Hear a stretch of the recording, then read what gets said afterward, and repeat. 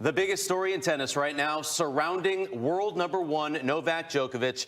His visa has been denied and he is expected to be leaving Australia. We do not know if he will be able to compete in the Australian Open this year.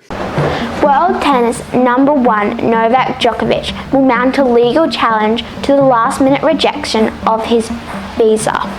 After spending 8 hours in detention at Melbourne Airport unsuccessfully pleading his case to the border officials overnight, Djokovic may be ordered to leave Melbourne as early as Thursday evening because Australian Border Force said that he failed to provide appropriate evidence to meet the requirements to enter the country.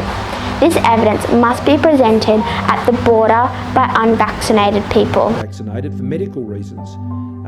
And to be able to access the same travel arrangements as fully vaccinated travellers. Novak Djokovic is set to be deported. He is locked off from the rest of the country in his own little room, and he's been on the phone to his lawyers a couple of times, and he wants to take this to court, and it's an absolute embarrassment for our government of Australia and Victorian government, of course, as well.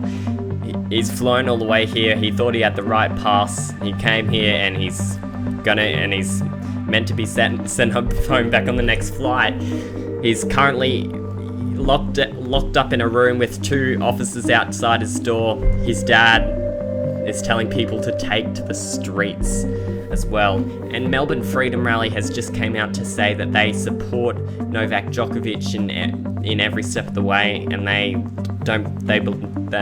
believe in his right to medical freedom. And I wonder if this means that in the coming weeks there's going to be some freedom rallies for Djokovic himself. We have someone that's come from overseas and all of a sudden he's been exempt and can play, and I think it's an absolute disgrace, and I won't be watching it. I guess he might even get booed when he gets up onto the court.